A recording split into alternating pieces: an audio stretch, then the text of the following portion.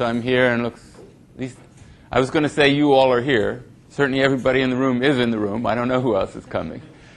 But anyway, I wanted to say, last time I forgot to say at the end of the period to put that 1 in for the weight. Remember I was talking about recursively calling it. So the initial ray through the pixel, one of those n rays that we were averaging, I should have put parentheses comma 1, the weight at 1 at that initial weight, and then the weight gets keeping multiplied.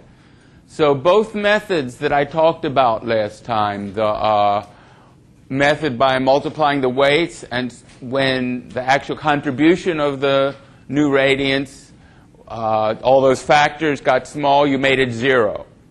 Whereas it really was non-zero, even though with the weights, you know, the contribution will be small. And the other way, just by,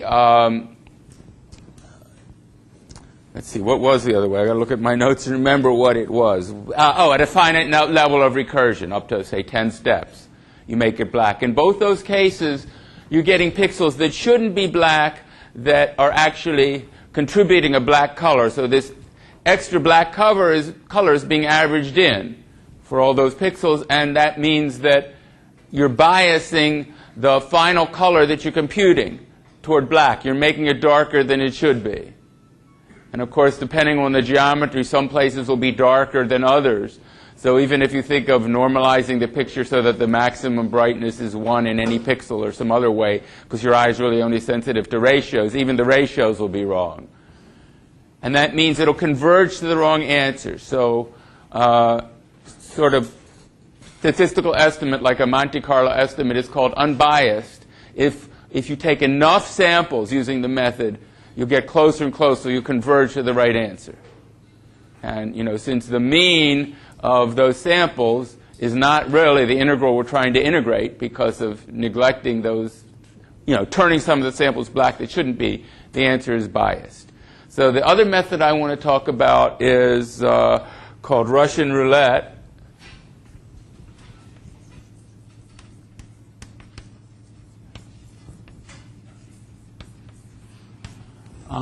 And it was actually invented in the simulation for nuclear weapons when they were trying to figure out how they did Monte Carlo estimation was actually used, I think, in the Manhattan Project to figure out what's happening physically when you're simulating a nuclear explosion. And basically, it's good for any kind of physical simulation, like this lights bouncing word simulation. In that case, it would probably be neutrons bouncing around, where it's hard to do the integrals analytically. And they had the same problem, when to stop bouncing their particles that they were simulating to find their effects. And so they decided to say, take some fraction. Let's just think about a half. Suppose at each bounce you decide with probability of half whether to continue or not. And otherwise, you just neglect, you know, that whatever that light energy or neutron energy, whatever it's going to be, is. Well, if you neglect the answer half the time, you know that your answer is going to be half as bright as it should be. So you just multiply the ones you do use by 2. So you get rid of, on the average, every other sample, but you magnify every sample you do get by multiplying it by 2. Then it will have the right answer, being unbiased, because you're compensating for the ones you're throwing away. So basically, does anybody know what the game of Russian roulette is? What is it? Yeah? From the deer hunter, you take turns spinning a bullet in a chamber, and the players see if when they pull the trigger on them, they get the bullet or not. Yeah, so it's a method of committing suicide randomly. So it's like this, you know, this photon is going to disappear or not. And so, let's see how to say that.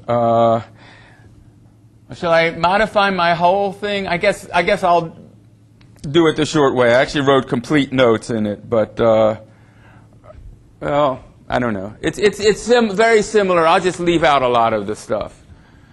So we're going to revise this color path trace x and direction theta. And it's not going to have this extra parameter, either the count or the weight, but it is going to have a probability of reflection, p sub r, and in the book that's 1 minus the absorption fraction.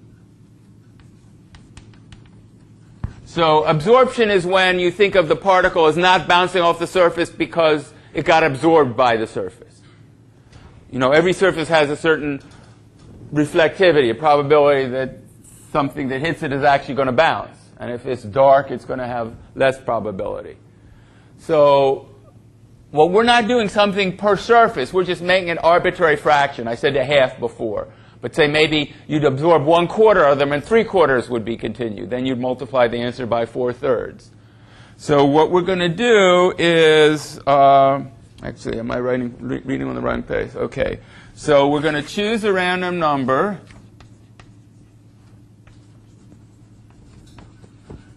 And u is going to be of uniform probability in the range between 0 and 1. And if u is less than this constant PR, which is the chance of reflection, they say less than 3/4. So 3/4 of the time you will continue to ray trace. Then we'll do what we did before. Trace array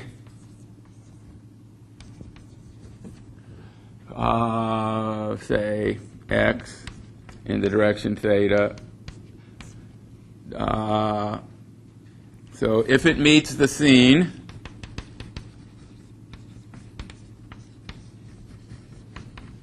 say I'll call point y. In the book they call it y. Last time on the board I called it q. In a point y, the book didn't worry about if it misses because they're thinking of closed environments where I'm thinking of maybe you have objects floating in outer space and there's just, you know, some background color, or the sky. Maybe you're not modeling the hemisphere of the sky, you're just making a background blue. Then you want to pick a random direction.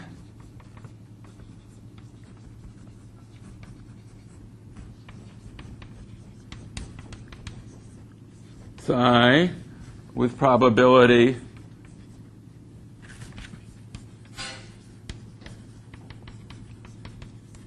P of psi. And you'll let radiance, maybe I'll write it up here. This is the same formula I had the last time. Radiance equals LE of now it's the point y, to look more like in the book, going back in the direction minus theta, plus the reflected radiance. This is only going to contribute if it's a light source, FR of y, and this psi reflecting into the direction minus theta. And the other factors were cosine n at y and psi, and then the radiance at that point. And the radiance is what you'll do by recursively calling path trace at the point y in the new direction psi, but you have to divide it by the probability of psi. Right? Whenever you do a Monte Carlo estimate, you have to always divide by the probability so that it really gets the integral when you add them all up or average them. But now we have some else's. So here is the case if it doesn't miss the scene, something I didn't do in the background. Radiance is the background color. So far this should be, except for perhaps a change in notation, exactly what I had on the other time. And then we have, that's the end of this if. And now we have the end of this if. Let's see. This is the end of this if, and now the end of the other if is else radiance equals 0. Right? If we fail in the Russian roulette, and, you know, that 1/4 of the time happened because P maybe was 0.8 and this was 0.75, then we're going to contribute 0. Okay, and now what we have to do is return the radiance divided by the probability, which in the book they say 1 minus absorption. And the reason for that is we only took like 3/4 of the time, so we have to multiply it by 4/3 to compensate, which is effectively dividing by that probability. So that's the other way to modify the code I had last time, and now it's unbiased, because we're compensating. We know instead of being 0 after a finite level of recursion, which we couldn't know in advance how many levels we'd actually need, or we can't compensate the other methods because we actually don't know how often they're going to hit black. But this one, we know what percentage it is that's going to hit black because it's by a probability rather than by what geometrically happens. And so we can compensate by, you know, since we contributed probability times the radiance by only adding anything that fraction of the time, we can just compensate right here. So, and then this is done recursively. So on the average, how many recursive calls would you need? Well, there's always the first one inside that main loop where per pixel you're starting your path tracing, maybe multiple samples per pixel. I should point out, the way the book writes it, they're also choosing multiple samples within this loop.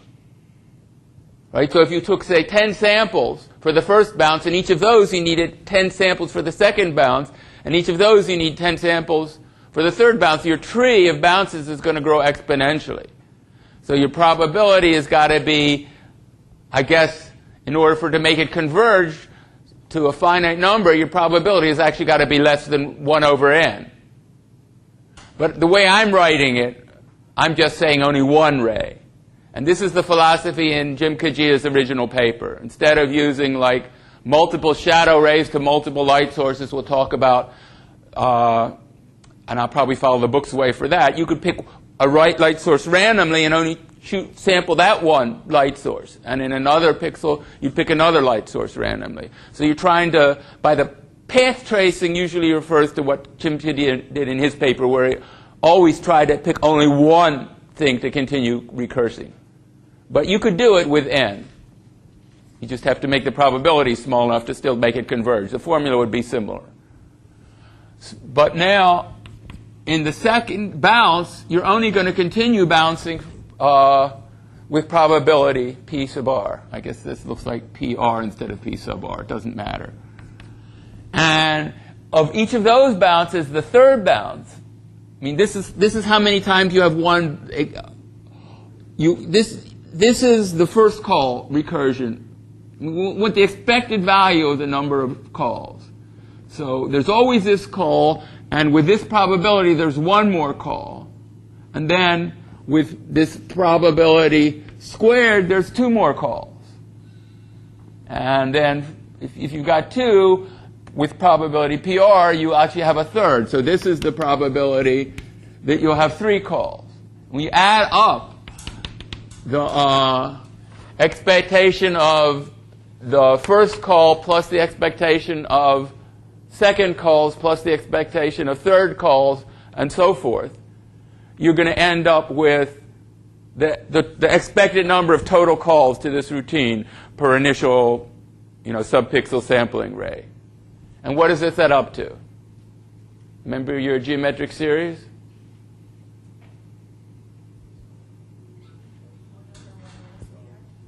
Everybody's saying it's smaller. It's the first term, which is, for an infinite series, it's the first term divided by 1 minus the ratio.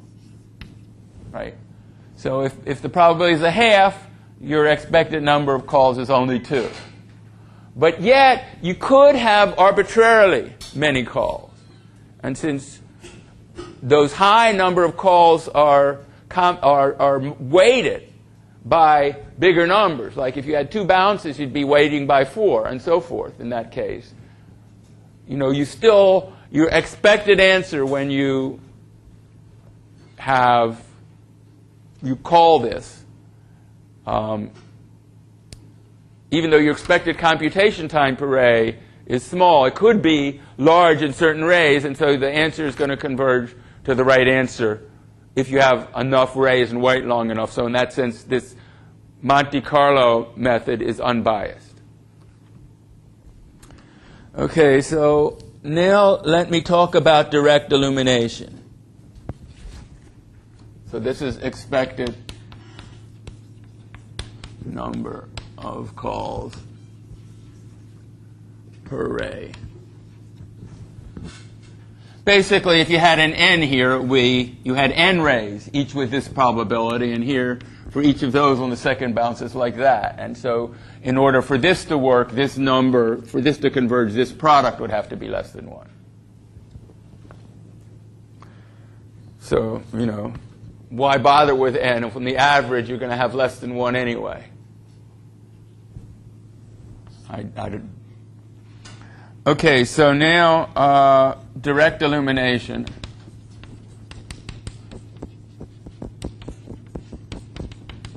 So several lectures ago, I remember separating the illumination into a direct component and an indirect component, where it used the separation of L into LE plus L reflected.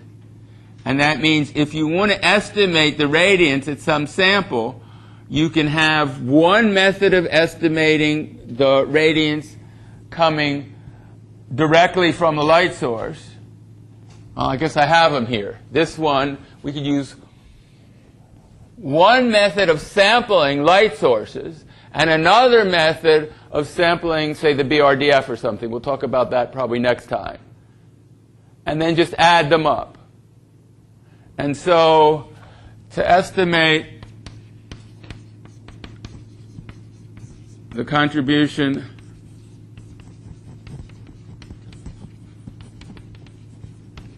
of LE to the radiance L x theta. That means we have to, here is x, and here is theta, and by the direct radiance, what we're really trying to estimate is this hits some other surface here at y, and we want to sample the light source, say here's a light bulb or something, with a filament and a frosted light bulb or whatever. And we want to, instead of tracing random rays from y, as I've sort of done in this recursive call with random psi, we want to trace rays psi that selectively aim toward where we know the light sources are. Have I done that right? No, I've drawn my picture wrong. I'm thinking of a double indirect. I think what we're trying to estimate is x, leaving in direction theta, and it's this direction psi that we're trying to make hit the light bulb. So you can, I was doing the like I did last time, the double thing. But I really only need one. We're trying to estimate the radiance that leaves x from illumination of light sources. And so what we can say is L direct is the integral over a hemisphere of LE, only the LE term, coming from x in direction psi, times the bidirectional reflection times the cosine term d omega. And we change that to integral over the all the areas of the scene. So instead of putting L, I'm just putting this LE term because I only want the direct illumination. And if you do it in terms of areas of the scene, it's LE at some point y going in direction, I guess it's xy, because that's the psi. Let's see. No, it's headed in direction minus psi at this point. It's headed toward x. So that's the vector from y to x. That's the direction it's headed, right? So this psi is being sampled instead by sampling area on the areas of all surfaces. This is a conversion I made a while ago. And here is the bidirectional reflection at x for these two angles, but I guess now it's xy, which is the opposite of this, which is the psi, and this is the minus psi. And then we had the geometric xy that we needed to convert this d omega psi into a dA on the surface y. And then we also had the visibility between x and y. And so this has got this cosine in it plus the conversion of the solid angle to integration over areas.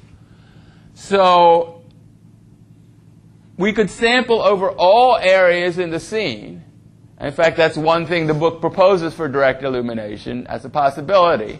But it's wasteful because what we really know is only certain areas actually are glowing.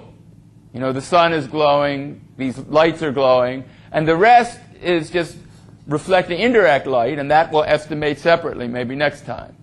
So we're only trying to estimate this glowing thing, and only a subset of the surfaces are glowing. And so by sampling somehow over those subsets, we can concentrate the directions of the rays. And when we do the Monte Carlo estimate, you know, the probabilities will be adjusted so that we're integrating over and only over those light sources. We're not going to sample points on the whole ceiling, only on the pieces of ceiling that actually have lighting fixtures on them. And so that means we'll get the direct illumination for fewer samples because we won't waste samples that hit a surface for which L sub B is 0. So how can we do that? One way is to think of summing over the light sources. Say you have n ceiling fixtures here. Looks like we've got 12 in this room. No, we've got a bunch more near the blackboard. 6 more, 18. So we could have a sum over 18 integrals over the integral of the area. I think in the book they call this k. Area sub k of these terms.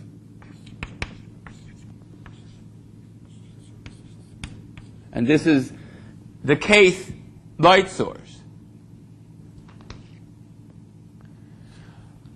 Okay, so you could do this. Say we had a rectangular lighting fixture here.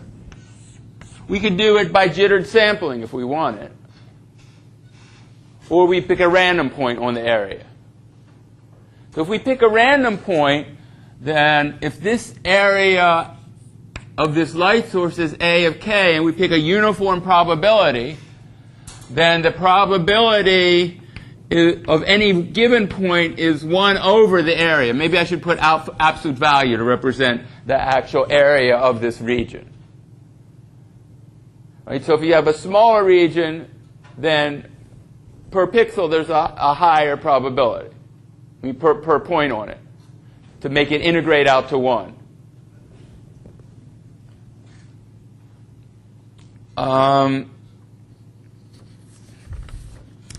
So let's see. I think I wrote down a way to estimate this integral here.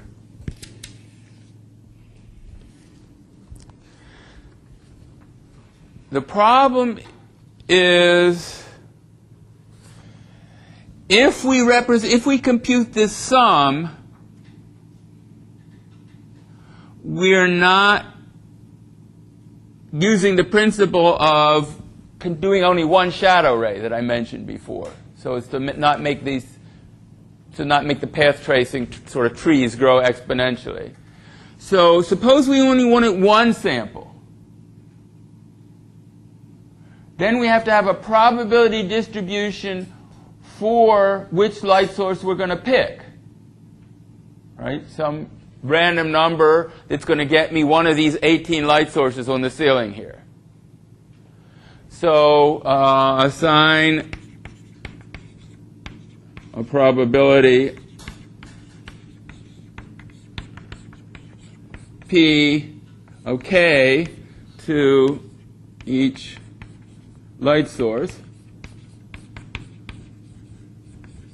And then we can use the cumulative distribution function of those discrete probabilities, right? We only have a discrete number, n or 18 in my case, of events. We can assign them each a probability. And it doesn't matter how we do it. We might want to make that probability proportional to the total area of the light source or proportional to the total flux of the light source, which is area times the excident flux that's leaving per unit area to get the total flux that's leaving, because bright sources are more important or large sources are more important, or actually the product of size and brightness is the total flux leaving.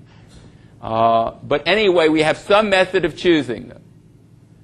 And because we're also going to divide by this probability of choosing that light source, by this general principle, we always divide by the probability, you know, whatever our choice is, the choice will basically be canceled out, and we'll get an unbiased estimate of the integral. So maybe I'll write a kind of a direct illumination code here. So I guess I can keep this much. So we'll call it direct illumination.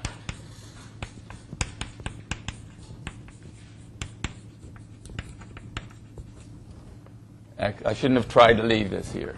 So it's going to do the same thing. What we're going to do is select a light source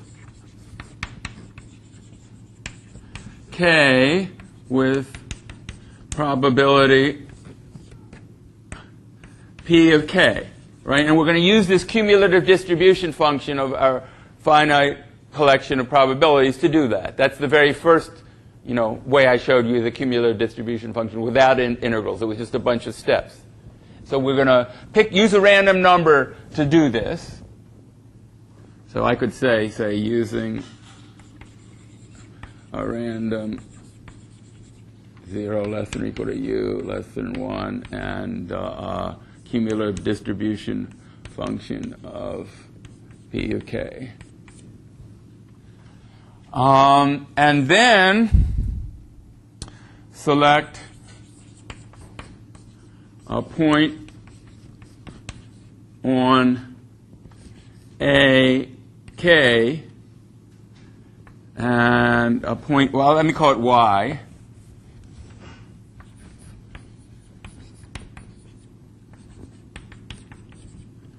Probability.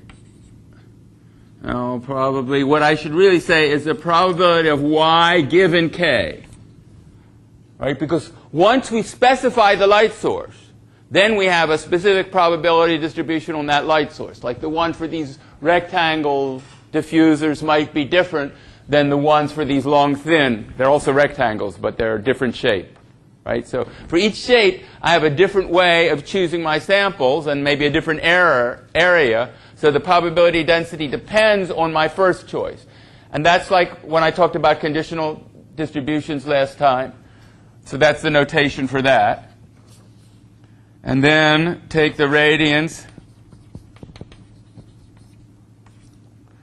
equals LE at that position y going in the direction from y to x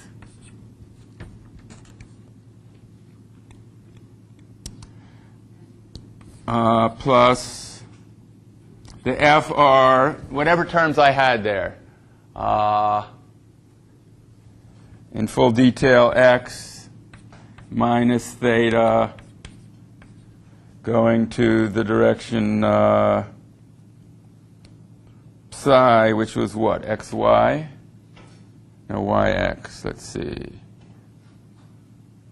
xy, right. That's the direction that the light's coming in from when viewing y from x times, I'm not going to write them all down. gxy is that thing with a bunch of cosines and 1 over the distance squared. And visibility, you have to determine by ray tracing. Trace ray from x to y, because y is chosen randomly on the light source, and this visibility factor might be 0. That's what's going to give you the shadow penumbra from the direct illumination. When that particular point on the light source isn't visible because something else is in the way, this will be determined by a ray tracing computation that you need to compute this. And then we have to divide by the probability of getting that point y, which is the product of two positive probabilities. First, the probability of choosing k, and then, and this book missed this multiplication sign, the probability of having chosen k, finding the point y, which is this conditional probability. So we're dividing by the product of those factors. And that's the fact, you multiply the probability of k times the probability, the conditional probability of getting y and k, and that's the probability of getting the two things k and y. Right? That's definition of actually conditional probability. And then just return the radians. I could have just said return the radians. Now, in the book, they do it a little differently. They start by saying radians equals 0, and then they do this thing n times. Some counter up to n. And then they divide by n. Right? So that is finding direct illumination by taking multiple samples. And if this was your final rendering where you were just doing one ray in the center of the pixel, like OpenGL does, but then wanted to get a Monte Carlo estimate for the shadow penumbra at that one ray, then you trace multiple rays and average them because you get less variance. But if we're already choosing multiple pixels, multiple subpixel samples for anti-aliasing and maybe depth of field and so forth, then I don't think we need this n here. I could talk about jittering, though. The jittering applies the same way. We could have a jittering rule that chose k, a different k, and a different subpixel sample for each choice of the subpixel sample. You know, you have this, we have a random permutation, but the random permutation would have to be among all light sources and all samples in the light source. So you take these jittered regions on each light source and, you know, add them all up to get the total number of squares on all of them.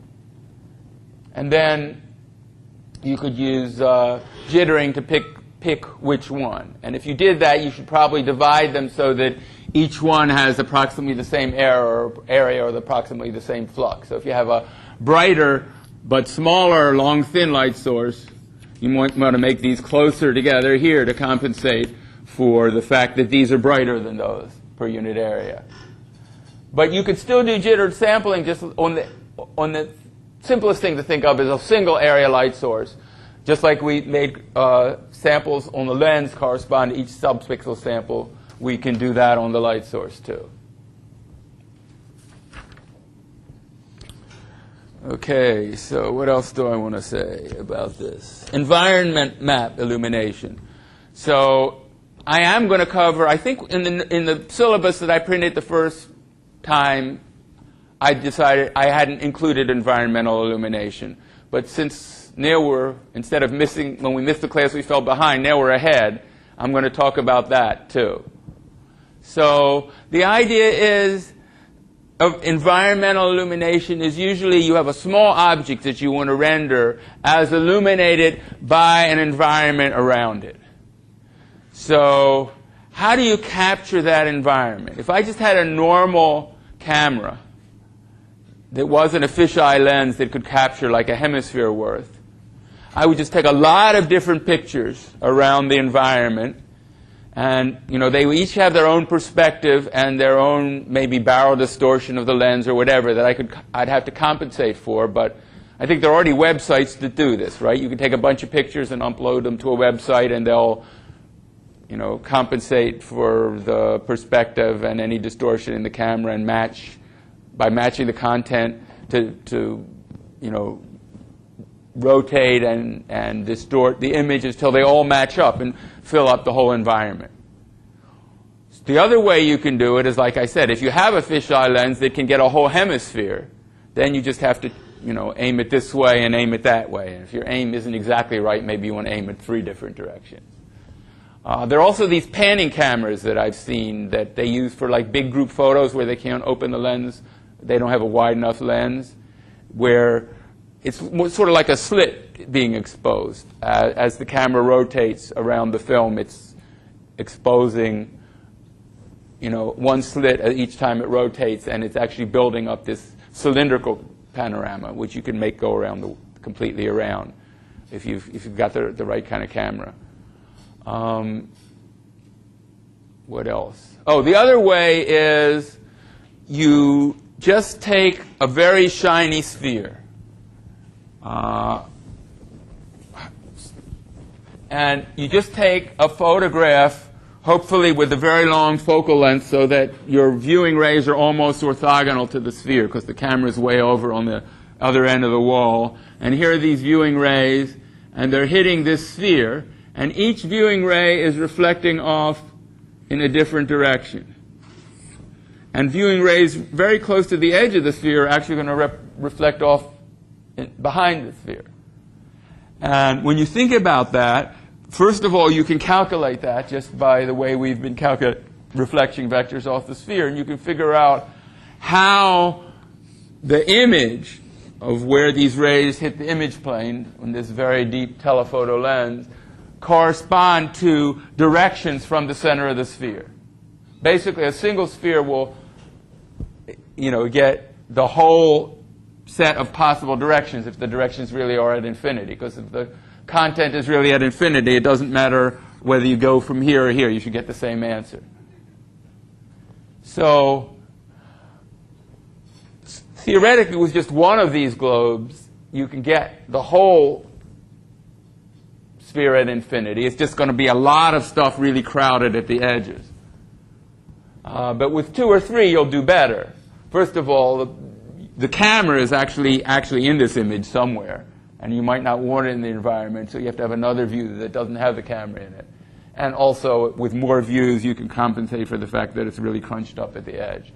But, you know, that's a normal lens or a telephoto lens instead of a fisheye lens, which is probably much more expensive.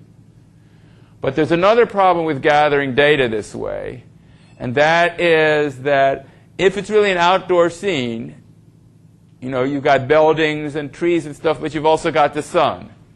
And even in this room, if I wanted your faces and also that very bright surface of the fluorescent tube that I can see up here, the contrast is too high. It's beyond the dynamic range of the camera. Because when you take an image with a camera, actually if it's a film camera, it's even worse than with a CCD, because it's got a curve where if this is actually the brightness of the image in terms of using that image, say a transparency slide, it changes non-linearly. It has a toe here, and then a linear section, and then a shoulder here where it falls off when the film saturates. And these CCDs saturate too. They only have a finite amount of charge they can accumulate. And so what you need to do is you need to use several different exposure settings. Very dim exposures that will actually give you a true realistic value in the linear part of the exposure for, you know, what that fluorescent light or that sun actually is. And then very long exposure or wide lens or whatever it takes to get more flux in to get the shadows, like shadows under the tables here, or your dark clothes, or whatever. And then by combining those images, knowing the saturation characteristics of your film or your CCD, you can get one floating point value. And then you have what's called a high dynamic range image. And there are cameras that actually can do that for you. I guess they take a few images really quick and give you this high dynamic range, because that's really what you want for the illumination, right? If you want the illumination from the sky or the walls of this room, as well as the illumination from the sun and the lights, you want to know that you haven't saturated out the true energy of the sun like you would in a normal camera. Even your eye can't see the true energy of the lens because you're saturating the receptors in your retina. So suppose you do that. Then you have, for every direction, you can think of this sphere, actually the only part that's relevant is the hemisphere above your surface, as a complete light source. So everything is a light source, and you just want to sample that sphere, or that hemisphere. So we already talked about how to get cosine-weighted samples of a hemisphere. And you could just use that to sample this environment at infinity and compute, say, the lighting on each part of your surface. You could even do that just with one ray in the center of a pixel, and you get much more good illumination, but you wouldn't get shadows from the environment. So probably what you still want to do is you want to trace those rays through the environment to see if there are other objects casting shadows, nearby objects that aren't counted as the environment in infinity, that you don't think as actually contributing light. You wouldn't get the global illumination of the reflection off of them if you think, because you're only gathering this light at infinity. So now the question is, how could you sample that light weighted on the flux instead of weighted on the just by cosine? Well, actually, your weight is a product of three factors. I wonder if they're still on the board. There's the BRDF and the cosine and the light. And the more your sample, the more your probability distribution can approach the product of these three, I guess we're not doing this recursively anymore, right? We're assuming this is L environment, right?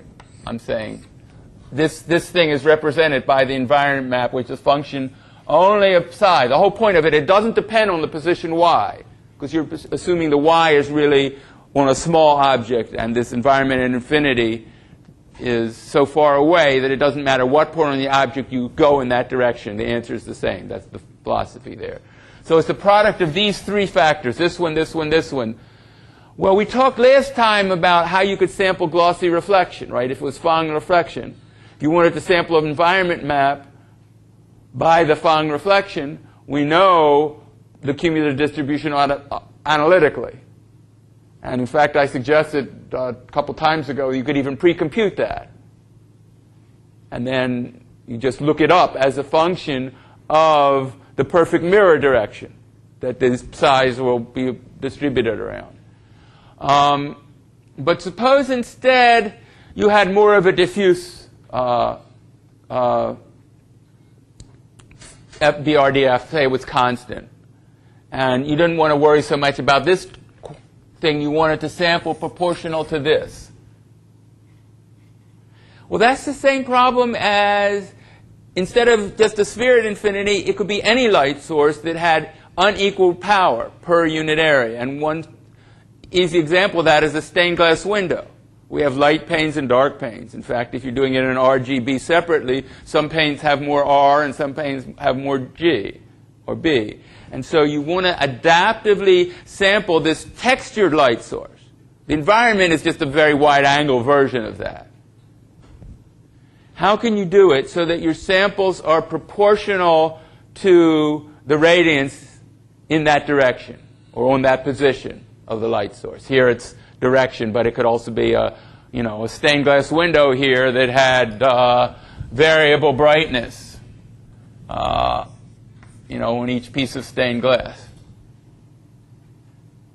So what you want to do is, if you're given a function of either the texture coordinates here or, say, the phi and theta that represent your latitude and longitude on your environment sphere, how can you sample proportional to that? It's like a cumulative distribution, but that's a case where you need to sample, say, x first, and then for each x, you have to sample y. So the sampling in x, according to the cumulative distribution function of p sub x, the marginal distribution. So this px is going to be proportional to the integral from, say, 0 to height. Say this has width and height. Height of the radiance at x, y, dy. Right? You still have to normalize it by dividing by the total radiance, so to make it integrate to 1.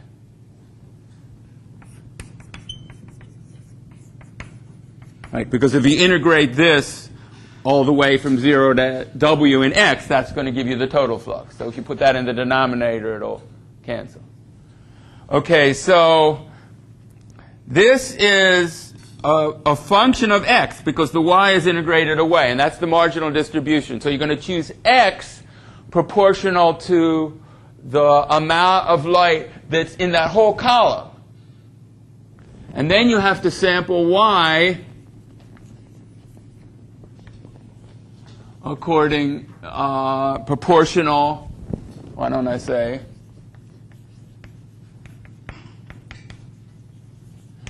to the probability of y given that specific value of x.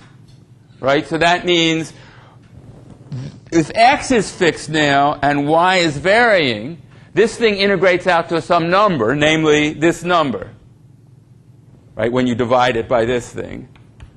And so that's the probability of those 2 points, which is what it's going to be proportional to the brightness. Well, why don't I say proportional to the brightness at x, y divided by this, right, to make that integrate out to 1.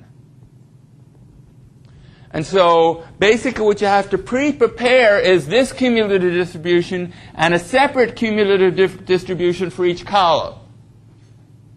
And then you can first choose x to decide which column, and knowing which column you're choosing, you use the cumulative distribution function that you pre-computed for that column to choose y. So the examples in the book, it's this probability of x, y was really the product of the probability of some probability of x and some probability of y. It's like this dependence of the brightness was really like the product of 2 rows, in which case then it would be x and y could be chosen independently. But in the case where you have some bright spots in your environment, like the suns or these lights, you actually have to have a separate cumulative distribution for each. You can pick one variable to do first, and for each of those choices you have to pre-compute another one. Or compute it on the fly, but I guess that would take a lot of time because we're trying to estimate an integral anyway. That's what we're trying to avoid doing. But if you had a table, you have this texture table, you can add up the columns and do a cumulative distribution for each. And so you could do that either to sample a texture for its contribution to illumination, say from a stained glass window, or if you did it now our integral in phi and psi has that extra, I'm sorry, not phi and psi, it's phi and psi are the dihedral angles that a protein rotates around. And that's why I keep saying that, because I work on protein structure. Theta and phi are what we're talking about for spherical coordinates. You have that extra sign theta in the integral, but you can do the same thing. I sort of hinted at it last time, when they really were independent. But you can do the same thing when they're not, and pre-compute the way to sample the environmental illumination. And then do that visibility to see if it's actually illuminating, and you get the sort of the shadows of the local objects that effect on the environmental illumination at infinity. Okay, so that's it for today.